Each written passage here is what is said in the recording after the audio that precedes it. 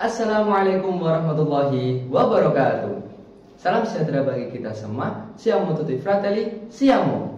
Hai sobat PMI se-Indonesia setanah air, sebangsa dan senegara. Apa kabar kalian semua? Semoga kita tetap di dalam perlindungan dan keselamatan dari Tuhan Yang Maha Esa. Amin. Sebelum itu, saya ingin memperkenalkan diri saya, karena tak kenal maka tak sayang maka tak cinta, dan tak cinta maka tak mau berkorban. Betul apa betul? Betul. Ya, dengan saya Fuad Bayu Samudra, perwakilan dari PMR Wira PMI Kabupaten Nganjuk. Sebelum itu, saya ingin berterima kasih kepada PMI Kabupaten Nganjuk yang telah memberikan saya kesempatan di sini untuk berpresentasi dalam bentuk kampanye dalam tema DORAS, donor darah siswa. We have to be the peer educator. Apapun golongan darahmu, mereka membutuhkannya. Ya, sebelum itu saya ingin bertanya-tanya nih sama sobat PMI semua. Sobat PMI tahu tidak apa itu donor darah? Mungkin kata-kata donor darah sudah sering terdengar di telinga kalian, betul? Dan mungkin terbesit di pikiran kalian, donor darah itu berhubungan dengan suntik-menyuntik dan darah. Memang benar, dan pengertian dari donor darah adalah menyalurkan darah atau menyumbangkan darah untuk tujuan transfusi darah. Apa sih itu transfusi darah? Mungkin kata-kata transfusi darah sedikit asing ya di telinga kalian. Ya, transfusi darah adalah menyalurkan darah dari seseorang yang sehat, kuat, dan memenuhi syarat kepada seseorang yang membutuhkannya. Di sini saya punya suatu gambar.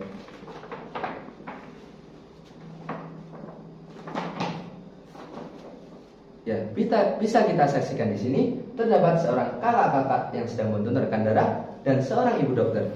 Di sini kakak-kakak yang mendonorkan darah dalam keadaan sehat, kuat, dan memenuhi syarat. Oleh karena itu, selama hidup kita atau badan kita masih sehat, kuat, dan memenuhi syarat, mari kita mendonorkan darah dan selamatkan mereka semua. Oh iya Sobat PMI, tahu tidak darah itu dibagi menjadi berapa? Ya, darah itu dibagi menjadi dua macam. Yang pertama adalah darah lengkap. Darah lengkap adalah darah yang telah memenuhi semua komponen. Dan yang kedua adalah komponen darah. Apa sih itu komponen darah? Nih, saya punya suatu jendela di sini. Kita bisa menyebutnya dengan DORAS Windows. Di dalam DORAS Windows ini terdapat komponen-komponen darah. Apa aja sih? Yuk kita lihat. Yang pertama adalah sel darah merah atau eritrosit. Yang kedua adalah sel darah putih atau leukosit. Yang ketiga adalah keping-keping darah atau biasa kita sebut dengan trombosit. Dan yang terakhir adalah plasma darah. Nah, sekarang Sobat PMI sudah tahu kan komponen-komponen darah? Dan mungkin terbesit pertanyaan di pikiran Sobat PMI sekalian. Untuk siapa sih darah tersebut diberikan? Dan apakah si pendonor darah itu memberikannya dengan ikhlas atau sukarela? Atau dengan mengharap imbalan? Ya, pertanyaan yang sangat bagus. Yang pertama adalah DDS. Apa sih itu DDS? DDS adalah singkatan dari donor darah sukarela, yakni seseorang yang menyalurkan darahnya kepada yang membutuhkan dengan sukarela, akan tetapi si pendonor tidak tahu untuk siapa darah tersebut diberikan. Dan yang kedua adalah DDP. Apa itu DDP? Donor darah pengganti, yakni seseorang yang diminta untuk mendonorkan darahnya, tetapi si pendonor mengetahui kepada siapa darah tersebut diberikan. Nah, sudah tahu kan pembagian darah, pembagian donor darah? Dan dari pengertian-pengertian di atas, saya ingin mengajak Sobat PMI sekalian, mari menjadi saudara sedarah, karena air mata ibu tidak dapat menyelamatkan nyawa anaknya, tetapi darahmu bisa. Dan 5 menit waktumu, 350 darahmu, 1 nyawa terselamatkan. Oh iya Sobat PMI, sekarang sudah tidak takut kan untuk mendonorkan darah? Mungkin di pikiran kalian, donor darah itu disuntik, sakitlah, atau beginilah. Tidak ya, itu hanya diambil darah sebentar, sudah selesai. Dan mari kita mendonorkan darah. Tunggu dulu. Sebelum kita mendonorkan darah, kita harus melalui sebuah pintu rahasia. Pintu rahasia apa itu? Apakah itu pintu surga, atau pintu neraka, atau pintu hatimu? Ya pasti bukan. Nih, saya kasih tahu pintunya.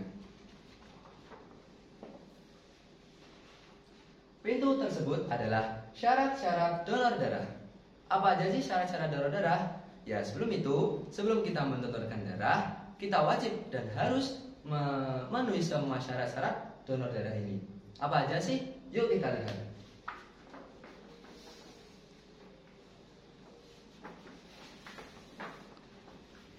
Yang pertama adalah sehat jasmani dan rohani, yakni orang-orang yang gila atau sedang menyadap penyakit tidak boleh untuk mendonorkan darahnya ya guys.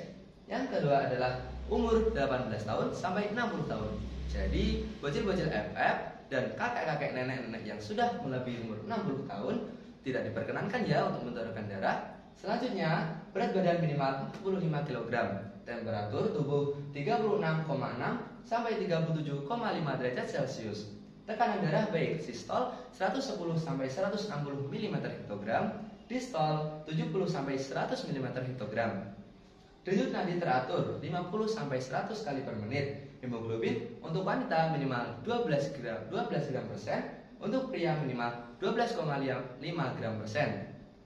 Dan diusahakan ya, sebelum kita mendonor, pastikan diri kita tidak menderita sebuah penyakit yang sangat berisiko tinggi, seperti HIV atau AIDS, hepatitis, sifilis, jantung, kencing manis, hati, paru-paru, ginjal, kejang-kejang, bahkan kanker.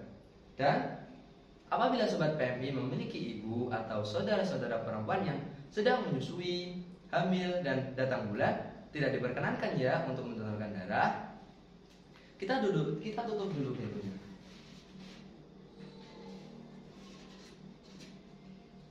Nah, sudah paham kan syarat-syarat apa aja syarat-syarat donor darah itu? Mulai sekarang, mari kita mendonorkan darah kita dan selamatkan nyawa mereka. Oh iya, sebelum itu saya ingin bercerita sedikit nih guys. Kemarin saya pergi untuk mendonorkan darah dan saya menemukan sebuah kotak yang sangat misterius. Apa sih isi kotak tersebut? Penasaran? Mari kita lihat bersama. Ini dia Sobat PMI, ini kotaknya, ini kotak rahasianya. Apa sih isinya? Ternyata isinya adalah manfaat-manfaat dari mendonorkan darah. Apa aja manfaat-manfaat itu?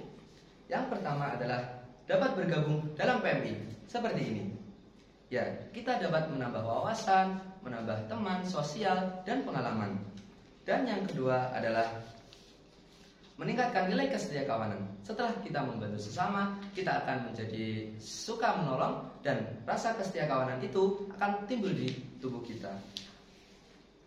Dan yang selanjutnya adalah membuat tubuh semakin sehat. Karena ketika kita mendonorkan darah, kita akan dipantau kesehatan kita selama setiap hari dan tubuh kita akan terpantau kesehatannya. Dan yang selanjutnya adalah kesehatan kita menjadi terpantau. Ya, ini sama seperti yang tadi, kesehatan kita dipantau secara tiap hari. Tapi ini seperti setelah kita mendonorkan darah kita akan membuat darah yang baru. Dan yang selanjutnya adalah mendapat kepuasan batin. Mendapat kepuasan batin ini seperti setelah kita mendonorkan darah, kita itu seperti setelah menyelamatkan jiwa orang. Oleh karena itu kita akan mendapat kepuasan batin. Nah, itulah manfaat-manfaat dari mendonorkan darah.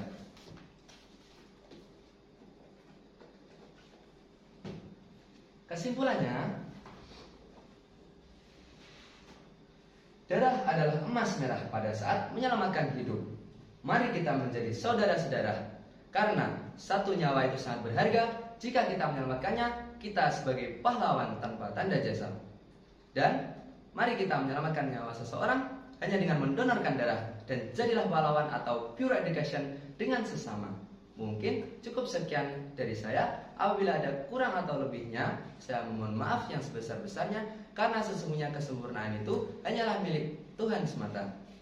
Terima kasih. Sampai jumpa di esok hari.